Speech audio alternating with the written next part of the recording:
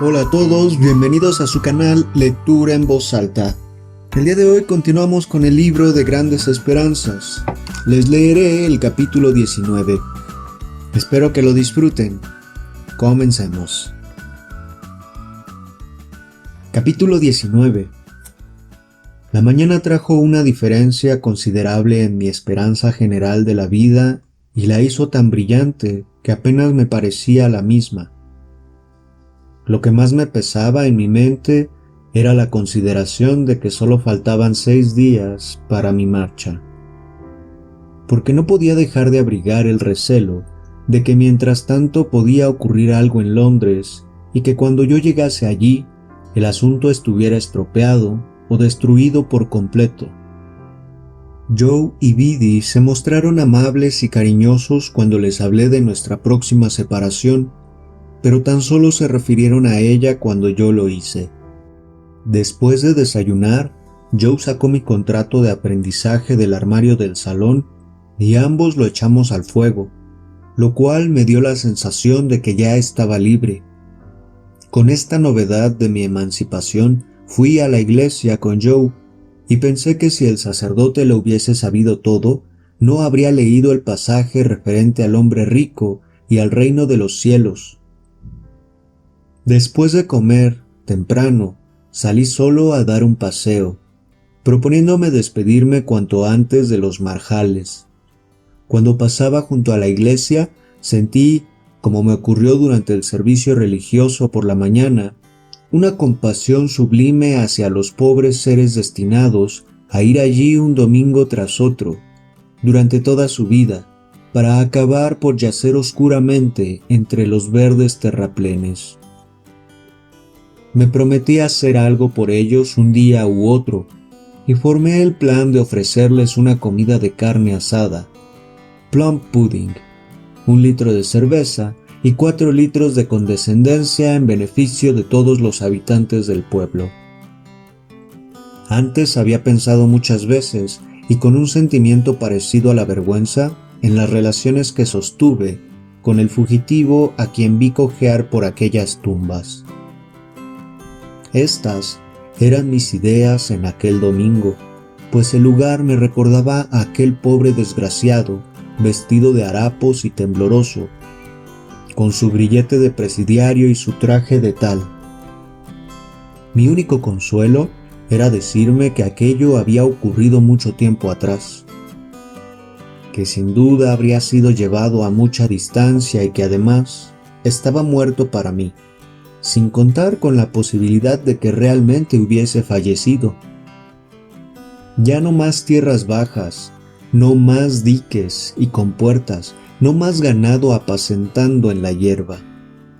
Todo eso, a pesar de su monotonía, me parecía tener ahora un aspecto mucho más respetable, y sentía la impresión de que se ofrecía a mi contemplación para que lo mirase tanto como quisiera, como posesor de tan gran porvenir. Adiós, sencillas amistades de mi infancia. En adelante viviría en Londres y entre grandezas, y no me dedicaría ya al oficio de herrero, y en aquel sitio. Satisfecho y animoso me dirigí a la vieja batería, y allí me tendí para pensar en si la señorita Havisham me destinaba a Estela. Así me quedé dormido. Al despertar, me sorprendió mucho ver a Joe sentado a mi lado y fumando su pipa. Me saludó con alegre sonrisa en cuanto abrí los ojos y dijo: «Como es por última vez, Pip, me ha parecido bien seguirte». «Me alegro que lo hayas hecho, Joe». «Gracias, Pip».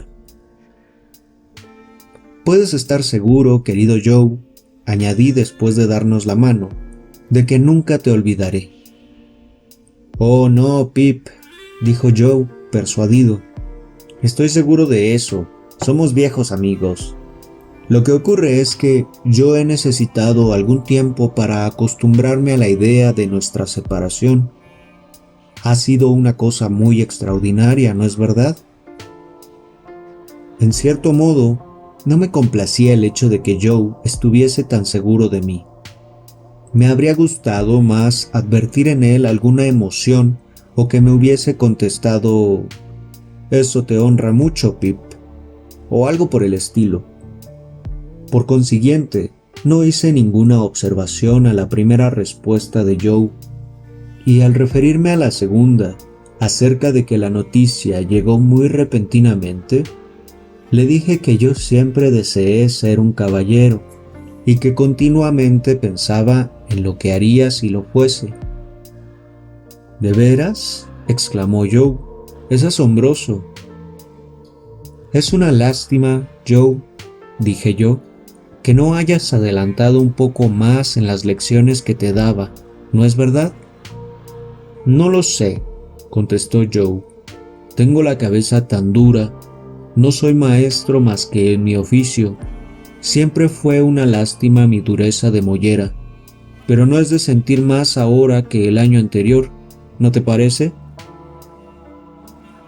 Lo que yo quería haber dicho era que cuando tomase posesión de mis propiedades y pudiese hacer algo en beneficio de Joe, habría sido mucho más agradable que él estuviese más instruido para mejorar de posición. Pero él ignoraba tan por completo esa intención mía que me pareció mejor mencionarla con preferencia a Biddy. Por eso, cuando regresamos a casa y tomamos el té, me llevé a Biddy a nuestro jardincito, situado a un lado de la calle, y después de decirle de un modo vago que no la olvidaría nunca, añadí que tenía que pedirle un favor.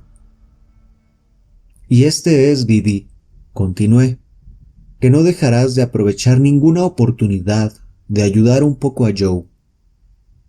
¿De qué manera?, preguntó Biddy mirándome con fijeza. Pues verás, Joe es un buen muchacho. En realidad, creo que es el mejor de cuantos hombres viven en la tierra, pero está muy atrasado en algunas cosas. Por ejemplo, Biddy, en su instrucción y en sus modales. A pesar de que, mientras hablaba, yo miraba a Biddy y de que ella abrió mucho los ojos en cuanto terminé, no me miró. Oh, sus modales. ¿Te parecen malos entonces?, preguntó Biddy, arrancando una hoja de grosella negra. Mi querida Biddy, sus modales están muy bien para el pueblo. Pues si están bien aquí, interrumpió Biddy, mirando con fijeza la hoja que tenía en la mano.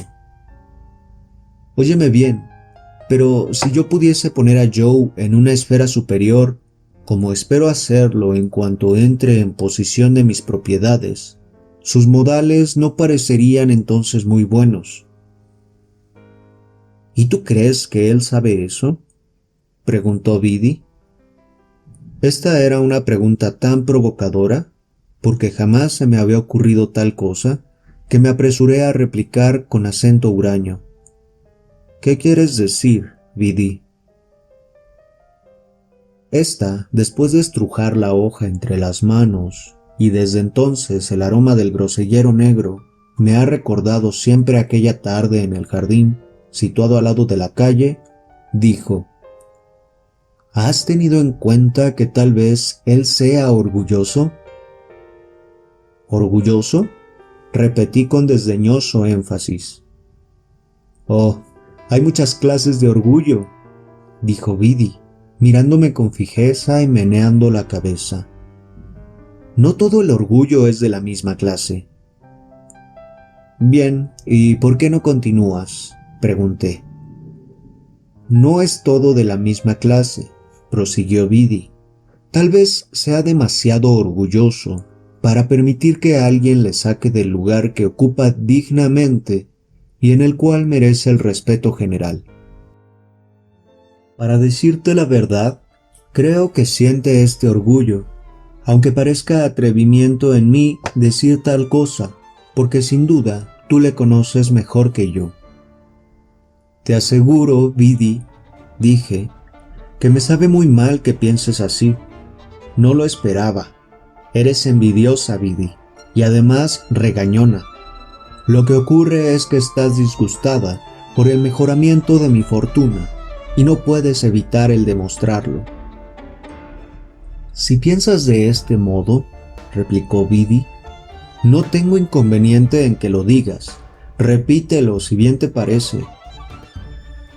Pues si tú quieres ser así, Biddy, dije yo en tono virtuoso y superior, no me eches a mí la culpa. Me sabe muy mal ver estas cosas, aunque comprendo que es un lado desagradable de la naturaleza humana. Lo que quería rogarte es que aprovecharas todas las pequeñas oportunidades que se presentaran después de mi marcha para mejorar a mi querido Joe. Pero después de oírte, ya no te pido nada. No sabes lo que siento haber descubierto en ti este sentimiento, Biddy. Repetí, es un lado desagradable de la naturaleza humana. Tanto si me censuras como si me das tu aprobación, contestó la pobre Biddy, puedes estar seguro de que siempre haré cuanto esté a mi mano. Y cualquiera que sea la opinión que te lleves de mí, eso no causará ninguna diferencia en mi recuerdo de ti. Sin embargo, un caballero no debe ser injusto, añadió Biddy volviendo la cabeza. Yo volví a repetirle con la mayor vehemencia que eso era un lado malo de la naturaleza humana, cuyo sentimiento, aunque aplicándolo a distinta persona, era seguramente cierto. Y me alejé de Biddy en tanto que ésta se dirigía a la casa. Me fui a la puerta del jardín y di un triste paseo hasta la hora de la cena, sintiendo nuevamente que era muy triste y raro que aquella noche, la segunda de mi brillante fortuna, me pareciese tan solitaria y desagradable como la primera. Pero nuevamente la mañana hizo brillante mi esperanza, y extendí mi clemencia hacia Biddy, de modo que ambos abandonamos la discusión de aquel asunto. Habiéndome vestido con el mejor traje que tenía, me fui hacia la ciudad tan temprano como pude para encontrar las tiendas abiertas y me presenté al sastre señor Trabb, quien en aquel momento se desayunaba en la sala de la trastienda, y no creyendo necesario salir a recibirme, me indicó que entrase. ¿Qué hay?, dijo el señor Trabb con tono de protección. ¿Cómo está usted y qué desea? El señor Trabb había cortado su bollo caliente en 3 rebanadas y las untaba con manteca antes de ponerlas una encima de otra. Era un solterón que vivía muy bien.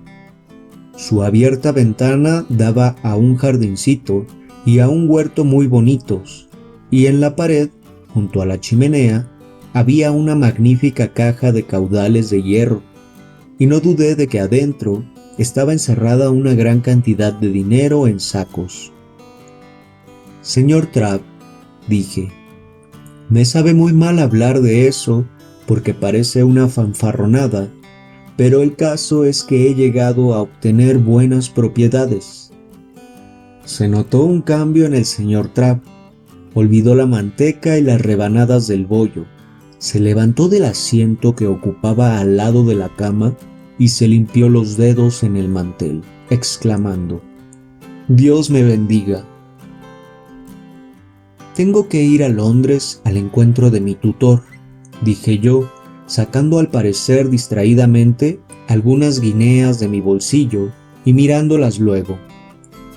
«Y necesito un traje elegante que ponerme. Desde luego, pienso pagarlo en moneda contante y sonante», añadí pensando que de lo contrario no se fiaría. «Mi querido señor», dijo el señor Trabb, mientras se inclinaba respetuosamente y luego abría los brazos, tomándose la libertad de tocarme ambos codos. «Haga el favor de no darme un disgusto hablando de eso. ¿Me será permitido felicitarle? ¿Quiere usted hacerme el favor de dirigirse a la tienda?» El aprendiz del señor Trabb era el más atrevido de toda la región. Cuando yo entré estaba barriendo la tienda, y endulzó esta tarea barriendo por encima de mí. Seguía entregado a la misma ocupación cuando salí a la tienda con el señor Trapp, y él entonces golpeó con la escoba todos los rincones y obstáculos posibles, con el fin de expresar, según pude comprender, su igualdad con cualquier herrero vivo o muerto. «No hagas ruido», le gritó el señor Trapp con la mayor severidad, «o de lo contrario, te voy a quitar la cabeza de un manotazo». «Hágame el favor de sentarse, caballero». Dijo el señor Trapp, bajando una pieza de tela y extendiéndola sobre el mostrador, antes de meter la mano por debajo para mostrar el brillo. «Es un artículo muy bueno. Puedo recomendarlo para su objeto, caballero, porque realmente es extra superior. Pero también verá otros. Dame el número 4 tú», añadió, dirigiéndose al muchacho y mirándole de un modo amenazador, pues temía el peligro de que aquel desvergonzado me hiciera alguna trastada con la escoba a otra demostración cualquiera de familiaridad.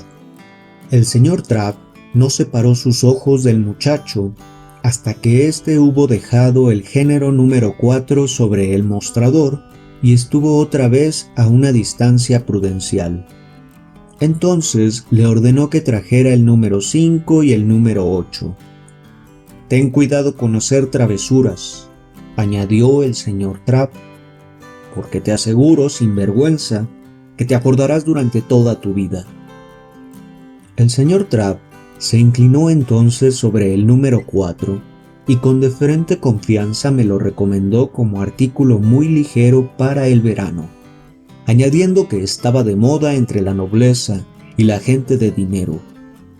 Era un artículo que él consideraría como un honor que vistiese a un distinguido ciudadano, en el supuesto de que pudiera llamarme tal. «¿No traes los números 5 y 8, bandido?», dijo el señor Trapp al muchacho. «¿O prefieres que te saque a puntapiés de la tienda y vaya a buscarlo yo mismo?». Ayudado por el buen juicio del señor Trapp, elegí la tela para un traje y entonces volvimos al salón para tomar las medidas. Porque a pesar de que el señor Trapp ya las tenía y de que estuvo satisfecho de ellas, díjome entonces que en las actuales circunstancias no las consideraba convenientes. Por eso, el señor Trapp me midió y me calculó en la sala como si yo fuese un terreno y él un agrimensor distinguido, y se dio a sí mismo tanto trabajo que llegué a sentir la duda de que el precio del traje no llegaría a recompensarle sus molestias. Cuando por fin hubo terminado y convino en mandar el traje el jueves siguiente a casa del señor Pumblechook, dijo mientras tenía la mano en el cierre de la puerta del salón: «Comprendo, caballero, que las personas distinguidas de Londres no pueden ser parroquianos de un sastre rural, como regla general, pero si de vez en cuando quisiera usted darse una vuelta por aquí, en su calidad de habitante de Londres, yo quedaría profundamente agradecido». «Buenos días, caballero, estoy muy agradecido».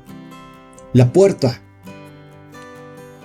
Estas últimas palabras fueron dirigidas al muchacho, quien no se dio cuenta de su significado, pero le vi quedarse anonadado cuando su maestro me quitaba las pelusas de la ropa con sus propias manos, y mi primera experiencia decisiva del estupendo poder del dinero fue que moralmente había dominado al aprendiz de Trapp.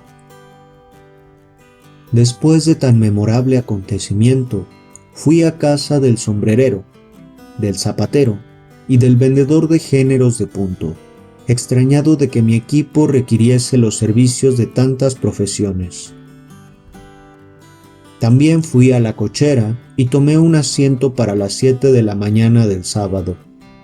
No era ya necesario explicar por doquier el cambio de mi situación, pero cuando hacía alguna alusión a ello, la consecuencia era que el menestral que estaba conmigo dejaba de fijar su atención a través de la ventana de la calle alta para concentrar su mente en mí. Cuando hube pedido todo lo que necesitaba, Dirigí mis pasos hacia la casa de Pumblechook, y cuando me acercaba al establecimiento de éste, le vi en pie ante la puerta. Me esperaba con la mayor impaciencia. Muy temprano había salido en su carruaje, y como fue a la fragua, se enteró de las noticias. Había preparado una colación para mí en el salón Barnwell, y también ordenó a su empleado salir a atenderme en cuanto pasó mi sagrada persona. «Mi querido amigo», dijo el señor Pumblechook, cogiéndome ambas manos, cuando estuvimos solos y ante el refrigerio. «No sabe usted cuánto me alegro de su buena fortuna. Por otra parte, es muy merecida, sí, muy merecida». Con eso quería referirse al asunto, y yo formé muy buen concepto de su modo de expresarse. «Y pensar», añadió el señor Pumblechook, después de dar un suspiro de admiración y de contemplarme por unos instantes. «El pensar que yo haya sido el humilde instrumento para que usted haya alcanzado, eso es una recompensa que me enorgullece». Rogué al señor Pumblechook que recordase que nada debía decirse ni insinuarse acerca de ello. «Mi querido y joven amigo», dijo el señor Pumblechook, «supongo que me permitirá usted llamarle así». «Ciertamente», contesté yo. Entonces el señor Pumblechook volvió a cogerme con ambas manos y comunicó a su chaleco su movimiento en apariencia debido a la emoción, aunque aquella prenda estaba bastante caída. «Mi querido y joven amigo, descanse usted en mí. Seguro de que en su ausencia haré cuanto pueda para recordar este detalle a Joe. Joe», añadió el señor Pumblechook con tono de lástima. Luego meneó la cabeza y se la golpeó significativamente para dar a entender su opinión de que las cualidades intelectuales de mi amigo eran algo deficientes. «Pero mi querido y joven amigo», añadió el señor Pumblechook, «debe usted de estar hambriento y cayéndose. Siéntese. Aquí hay un pollo, una lengua y otras cosillas que espero no desdeñará usted. Pero, ¿es posible?», añadió el señor Pumblechook, levantándose inmediatamente después que se hubo sentado, «que ante mí tenga el mismo joven a quien siempre apoyé en los tiempos de su feliz infancia? ¿Y será posible que yo pueda...?» Indudablemente, se refería a su deseo de estrecharme la mano. Consentí, y él lo hizo con el mayor fervor. Luego se sentó otra vez. «Aquí hay vino», dijo el señor Pumblechook. «Bebamos para dar gracias a la fortuna, y ojalá siempre otorgue sus favores con tanto acierto. Y sin embargo no puedo», dijo el señor Pumblechook levantándose otra vez, «ver delante de mí a una persona y beber a su salud sin...». Le dije que hiciera lo que le pareciese mejor, y me estrechó nuevamente la mano. Luego vació su vaso y lo puso hacia abajo en cuanto estuvo vacío. Yo hice lo mismo, y si hubiese invertido la posición de mi propio cuerpo después de beber, el vino no podía haberse dirigido más directamente a mi cabeza. El señor Pumblechook me sirvió un muslo de pollo y la mejor tajada de la lengua, y por otra parte pareció no cuidarse de sí mismo. «Ah, pollo, poco te figurabas», dijo el señor Pumblechook, apostrofando el ave que estaba en el plato. «Poco te figurabas cuando ibas por el corral lo que te esperaba. Poco pensaste que llegarías a servir de alimento, bajo este humilde techo, a una persona que tal vez sea una debilidad», añadió el señor Pumblechook, poniéndose en pie otra vez. «Pero, ¿me permite?». Empezaba ya a ser innecesaria mi respuesta de que podía estrecharme la mano, y por eso lo hizo enseguida, y no pude averiguar cómo logró hacerlo tantas veces sin herirse con mi cuchillo. Y en cuanto a su hermana, dijo, después de comer por espacio de unos instantes, la que tuvo el honor de criarle con biberón, la pobre es un espectáculo doloroso, y mucho más cuando se piensa que no está en situación de comprender este honor. ¿No le parece? Vi que se disponía a estrecharme la mano otra vez y le detuve exclamando, «Beberemos a su salud». «Ah», exclamó el señor Pumblechook, apoyándose en el respaldo de la silla y penetrado de admiración. «¡Cuánta nobleza hay en usted, caballero!». No sé a qué caballero se refería, pero ciertamente no era yo, aunque no había allí otra tercera persona. «¡Cuánta nobleza hay en usted! Siempre afable y siempre indulgente. Tal vez», dijo el servil Pumblechook, dejando sobre la mesa su vaso lleno, en su apresuramiento para ponerse en pie. «Tal vez, ante una persona vulgar, yo parecería pesado, pero...». En cuanto me hubo estrechado la mano, volvió a sentarse y bebió a la salud de mi hermana. «Estaríamos ciegos», dijo entonces, «si olvidásemos el mal carácter que tenía». Pero hay que confesar también que sus intenciones siempre eran buenas. Entonces empecé a observar que su rostro estaba muy encarnado, y en cuanto a mí mismo, tenía el rostro enrojecido y me escocía. Dije al señor Pumblechook que había dado orden de que mandasen mi traje a su casa, y él se quedó estático de admiración al ver que le distinguía de tal modo.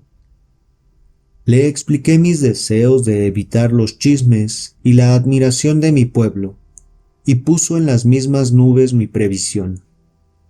Expresó su convicción de que nadie más que él mismo era digno de mi confianza, y me dio la mano otra vez. Luego me preguntó tiernamente si me acordaba de nuestros juegos infantiles, cuando me proponía sumas y cómo los dos convinimos en que yo entrase de aprendiz con Joe. También hizo memoria de que él siempre fue mi preferido y mi amigo más querido, pero aunque yo hubiese bebido 10 veces el vino que había ingerido, a pesar de eso, nunca me habría convencido de que sus relaciones conmigo fueron las que aseguraba. En lo más profundo de mi corazón, habría rechazado indignado aquella idea. Sin embargo, me acuerdo que llegué a convencerme de que había juzgado mal a aquel hombre, que resultaba ser práctico y bondadoso. Por grados empezó a demostrarme tal confianza, que me pidió mi consejo con respecto a sus propios asuntos. Mencionó que nunca se había presentado una ocasión tan favorable como aquella para acaparar el negocio de granos y semillas en su propio establecimiento, en caso de que se ampliase considerablemente. Lo único que necesitaba para alcanzar así una enorme fortuna era tener algo más de capital. Estas fueron sus palabras, más capital. Y Pumblechook creía que este capital podría interesarlo en sus negocios, un socio que no tendría nada que hacer más que pasear y examinar de vez en cuando los libros y visitarle 2 veces al año para llevarse sus beneficios a razón del 50%. Eso le parecía una excelente oportunidad para un joven animoso que tuviese bienes y que por lo tanto sería digna de fijar su atención. ¿Qué pensaba yo de eso? Él daba mucho valor a mis opiniones y por eso me preguntaba acerca del particular. Yo le dije que esperase un poco. Esta respuesta le impresionó de tal manera que ya no me pidió permiso para estrecharme las manos, sino que dijo que tenía que hacerlo, y cumplió su deseo.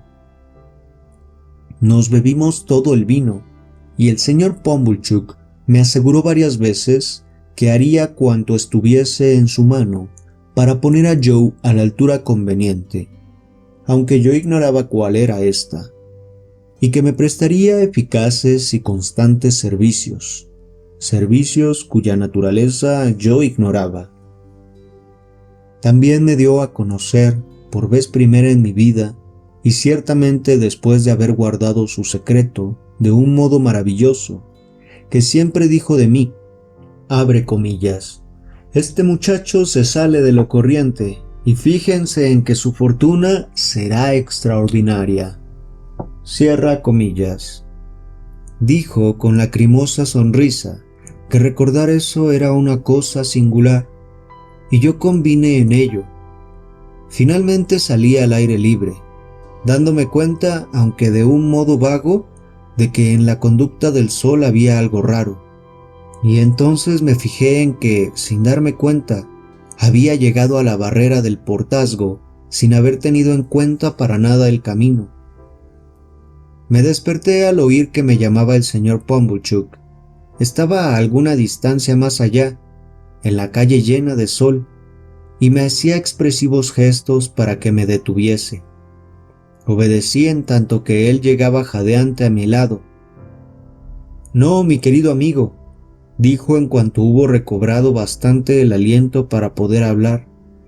No será así si puedo evitarlo. Esta ocasión no puede pasar sin esta muestra de afecto por su parte.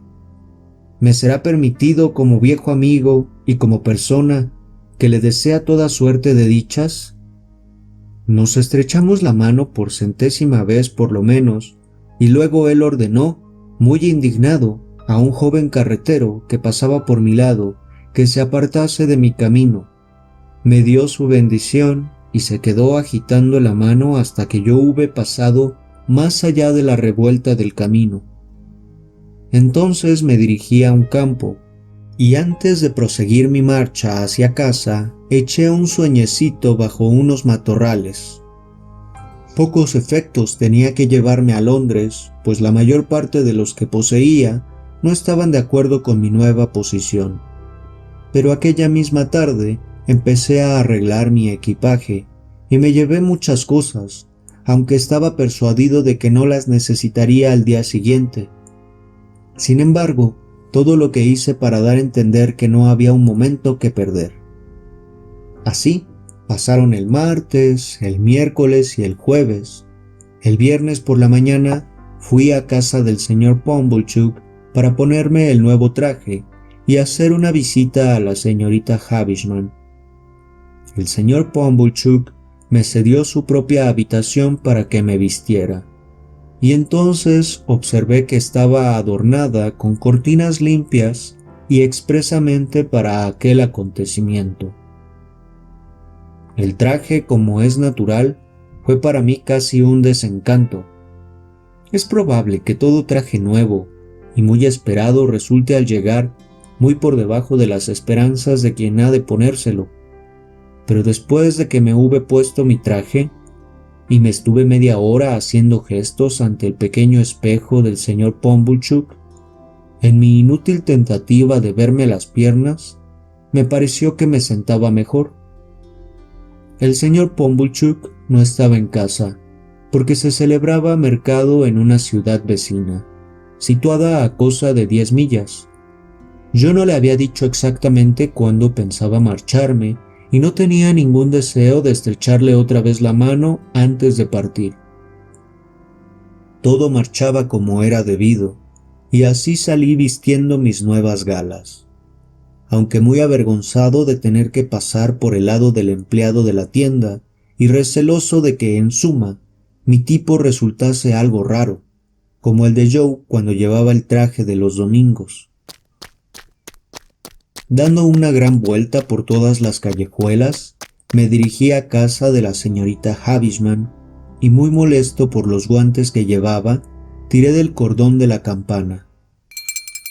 Acudió Sarah Pocket a la puerta y retrocedió al verme tan cambiado, y hasta su rostro, de color de cáscara de nuez, dejó de ser moreno para ponerse verde y amarillo. ¿Tú?, exclamó. ¿Tú? Dios mío, ¿qué quieres? Me voy a Londres, señorita Pocket, y quisiera despedirme de la señorita Havisham. Como no me esperaban, me dejó encerrado en el patio mientras iba a preguntar si podía entrar. después de pocos instantes volvió y me hizo subir, aunque sin quitarme los ojos de encima. La señorita Havisham estaba haciendo ejercicio en la habitación que contenía la gran mesa y se apoyaba en su muleta. La estancia estaba alumbrada como en otro tiempo. Al oírnos entrar, la señorita Havisham se detuvo y se volvió. En aquel momento estaba frente al pastel de boda. «No te vayas, Sara», dijo. «¿Qué hay, Pip?» «Mañana me voy a Londres, señorita Havisham», dije poniendo el mayor cuidado en las palabras que pronunciaba. «He pensado que usted no tendría inconveniente en que viniera a despedirme». «Tienes muy buen tipo, Pip», dijo agitando alrededor de mí su muleta, como si hubiese sido una hada madrina que, después de haberme transformado, se dispusiera a otorgarme el don final. «Me ha sobrevenido una buena fortuna desde que la vi por última vez, señorita Havisham», murmuré. «Y estoy tan agradecido por ello, señorita Havisham». Sí», dijo mirando satisfecha a la desconcertada y envidiosa Sara. «Ya he visto al señor Jaggers. Me he enterado de eso, Pip. ¿De modo que te vas mañana?» «Sí, señorita Havisham». «¿Has sido adoptado por una persona rica?» «Sí, señorita Havisham». «¿No se ha dado a conocer?» «No, señorita Havisham». «¿Y el señor Jaggers es tu tutor?» «Sí, señorita Havisham». Era evidente que se deleitaba con aquellas preguntas y que se divertía con los celos de Sarah Pocket. «Muy bien», continuó. «Se te ofrece una brillante carrera. Sé bueno, merécela y sujétate a las instrucciones del señor Jaggers». Me miró y luego contempló a Sara, en cuyo rostro se dibujó una cruel sonrisa. «Adiós, Pip. Ya sabes que has de usar siempre tu nombre». «Sí, señorita Havisham». «Adiós, Pip». Tendió la mano y yo, arrodillándome, la llevé a mis labios. Nada había resuelto acerca del modo de despedirme de ella, pero en aquel momento se me ocurrió tal conducta del modo más natural. Ella miró a Sarah Pocket mientras sus extraños ojos expresaban el triunfo, y así me separé de mi hada madrina, quien se quedó con ambas manos apoyadas en su muleta, en el centro de la estancia, débilmente alumbrada, y junto al mustio pastel de boda oculto por las telarañas. Sarah Pocket me acompañó hasta abajo, como si yo fuese un fantasma al que conviene alejar. Parecía no poder comprender mi nuevo aspecto y estaba muy confusa. Yo le dije, «Adiós, señorita Pocket», pero ella se limitó a quedarse con la mirada fija y tal vez no se dio cuenta de que le hablaba. Una vez fuera de la casa me encanimé a la de Pumblechook, me quité el traje nuevo, lo arrollé para envolverlo y regresé a mi casa con mi traje viejo, que a decir verdad llevaba mucho más a gusto, a pesar de ir cargado con el nuevo. Aquellos 6 días que tanto tardaron en pasar habían transcurrido por fin, cuando las 6 noches se convirtieron en 5, en 4, en 3 y en 2. Yo me daba mejor cuenta de lo agradable que era para mí la compañía de Joe y de Biddy. La última noche me puse mi traje de nuevo, para que ellos me contemplasen, y hasta la hora de acostarme estuve rodeado de su esplendor. En honor a la ocasión tuvimos cena caliente, adornada por el inevitable pollo asado, y para terminar bebimos vino con azúcar. Estábamos todos muy tristes, y ninguno siquiera fingía una alegría que no sentía. Yo debía marcharme del pueblo a las 5 de la mañana, llevando mi maletín, y dije a Joe que quería marcharme solo.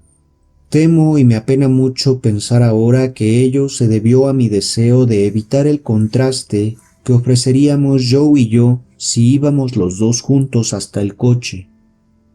Me dije que no había nada de eso, pero cuando aquella noche me fui a mi cuartito, me vi obligado a confesarme la verdad, y sentí el impulso de bajar otra vez y de rogar a Joe que me acompañase a la mañana siguiente, pero no lo hice. En mi agitado sueño de aquella noche, no vi más que coches que se dirigían equivocadamente a otros lugares en vez de ir a Londres, y entre cuyas varas había perros, gatos, cerdos y hasta hombres, pero nunca caballos. Hasta que apuntó la aurora y empezaron a cantar los pájaros, no pude hacer otra cosa sino pensar en viajes fantásticamente interrumpidos. Luego me puse en pie, me vestí someramente y me senté junto a la ventana para mirar a través de ella por última vez. Pero pronto me quedé dormido. Biddy se había levantado tan temprano para prepararme el desayuno que, a pesar de que dormí junto a la ventana por espacio de 1 hora, percibí el humo del fuego de la cocina y me puse en pie con la idea terrible de que había pasado ya la mañana y de que la tarde estaba avanzada. Pero mucho después de eso, y de oír el ruido de abajo hacia las tazas del té, y aún después de estar vestido por completo, no me resolví a bajar, sino que me quedé allí en mi cuarto, abriendo y cerrando mi maleta, una y otra vez, hasta que Biddy me gritó que ya era tarde. Me desayuné con prisa y sin gusto alguno. Me puse en pie después de comer y con cierta vivacidad, como si en aquel momento acabara de ocurrírseme, dije: bueno, me parece que he de marcharme. Luego besé a mi hermana, que se reía moviendo la cabeza de un lado a otro, sentada en su silla acostumbrada. Besé a Biddy y rodeé con mis brazos el cuello de Joe. Hecho esto, tomé mi maletín y salí de la casa. Lo último que vi de ellos fue cuando, al oír ruido a mi espalda, me volví y vi que Joe me tiraba un zapato viejo y Biddy me arrojaba otro. Entonces me detuve, agité mi sombrero y el pobre Joe movió la mano derecha por encima de su cabeza gritando con voz ronca: ¡Hurra! En cuanto a Biddy, se cubrió el rostro con el delantal. Me alejé a buen paso, observando que era más fácil marcharse de lo que había imaginado y reflexionado, que no habría sido conveniente que me tiraran un zapato viejo cuando ya estuviera en el coche y a la vista de toda la calle alta. Silbé, como dando poca importancia a mi marcha, pero el pueblo estaba muy tranquilo y apacible, y la ligera niebla se levantaba solemnemente, como si quisiera mostrarme el mundo. Pensé que allí había sido muy inocente y pequeño, y que más allá todo era muy grande y desconocido. Repentinamente sentí una nostalgia y empecé a derramar lágrimas. Estaba entonces junto al poste indicador del extremo del pueblo y puse mi mano en él diciendo: adiós, querido amigo mío. Dios sabe que nunca hemos de avergonzarnos de nuestras lágrimas, porque son la lluvia que limpia el segador polvo de la tierra, que recubre nuestros corazones endurecidos. Me encontré mejor después de llorar que antes, y me sentí más triste, y estuve más convencido de mi ingratitud, así como también fui desde entonces más cariñoso. Y si hubiese llorado antes, habría tenido a mi lado a mi querido Joe. Tan amansado quedé por aquellas lágrimas y por su repetición durante el trayecto, que cuando estuve en el coche y desapareció a lo lejos la ciudad, pensé con el corazón dolorido en si haría bien bajando cuando cambiaran los caballos, a fin de retroceder al pueblo y pasar otra noche en casa, para poder despedirme mejor de los míos. Cuando vino el relevo, aún no estaba decidido, pero me dije, para consolarme, que aún podría esperar al relevo siguiente para volver al pueblo. Y mientras estaba ocupado con estas dudas, Podía imaginarme a Joe en cualquier hombre que cruzase por nuestro lado. Entonces mi corazón latía apresurado. Ojalá hubiese sido él. Cambiamos de caballos una y otra vez, y ya entonces fue demasiado tarde y lejos para retroceder, de modo que continué. La niebla se había levantado, ya con solemnidad, y el mundo quedaba extendido ante mis miradas.